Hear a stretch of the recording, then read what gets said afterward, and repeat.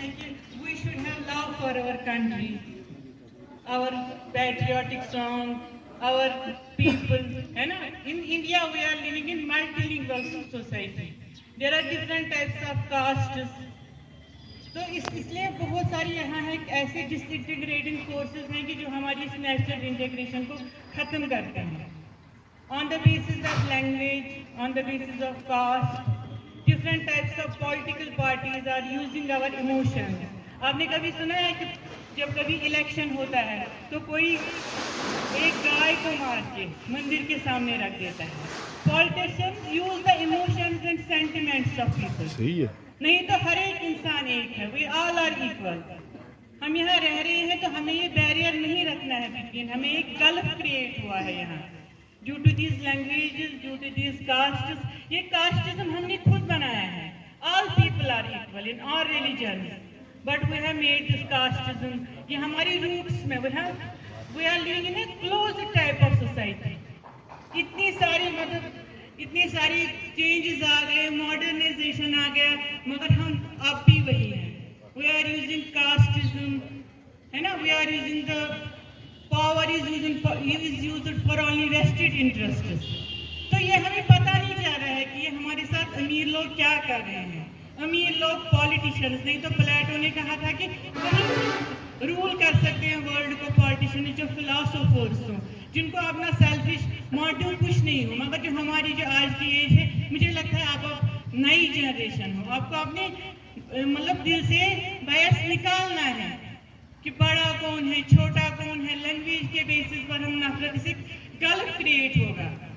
तो इससे हमें इस नेशनल इंटीग्रेशन में अगर हम याद करेंगे अबाउट आवर नेशनल मूवमेंट, कैसे कैसे मतलब लोगों ने हमें आज़ादी दिला दी.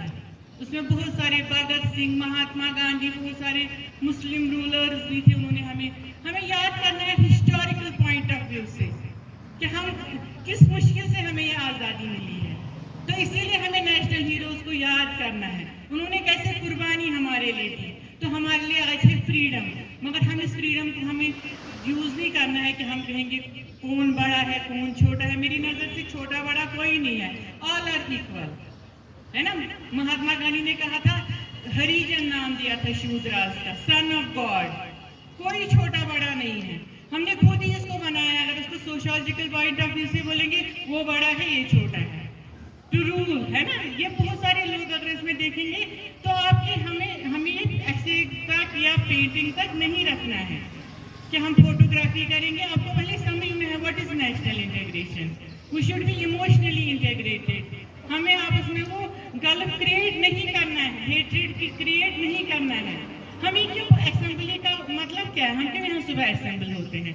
इसमें कुछ मॉरल वैल्यूज हैं, सोशल वैल्यूज हैं, जिससे हमें अपने आप पर वी शुड इंट्रोस्पेक्ट आवरसेल्व्स.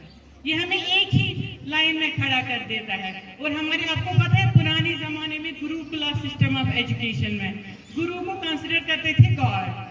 ऐसे ही मकतबा में उस्ताद को गॉड का दर्जा था. फिर गुरुकुला सिस्टम ऑफ एजुकेशन में राजा का बच्चा भी कोई होता था या गरीब का बच्चा भी. उन दोनों को वो गुरु भेजता था भिक्षा मांगने, भीख मांगने.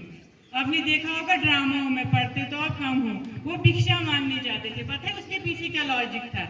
ताकि इनका जो प्राइड है वो खत्म हो जाएगा. चाहे राजा का बच्चा हो या गरीब का, वो भीख मांगने जाए. उसमें ये नहीं था कि भीख मांगना है. वही प्राइड आपको खत्म करना है. मुझे लगता है कि आज की जनरेशन में जो ये टेक्नोलॉजी आई, नई आइडियोलॉजी आ गई ना, इससे बहुत सारा आपको रिस्पेक्ट देना नहीं आता है. अपने पेरेंट्स को, अपने टीचर्स को, अपने मॉरल वैल्यूज बहुत सारे चेंज हो गए. इसीलिए आपके सिलेबस में रखा है वैल्यू ओरिएंटेड एजुकेशन. एक एटम बम तो बनाया था साइंटिस्ट, मगर आइंस्टाइन ने एक्सचेंज रिएक्शन बनाई, मगर उससे फिर वर्ल्ड को खराब किया गया हिरोशिमा नागासाकी पर, क्योंकि उनके पास साउंड फिलॉसफी नहीं थी. इसी तरह आज हम साइंस को भी मिसयूज नहीं कर सकते हैं फॉर आवर इंटरेस्ट. हमें मतलब एक पीस का रास्ता लेना है. हमें लिव एंड लेट लिव का रास्ता अपनाना है. सो जो ये प्रोग्राम है, we should inculcate good type of moral values, good type of हमें होनी चाहिए purity of heart, good intentions for others. तो मैं कहूँगी, मैं यकीन रखूँगी कि आप ये प्रोग्राम अपने दिल से करोगे और अपने आप लाइफ में चेंज लाओगे. Thank you.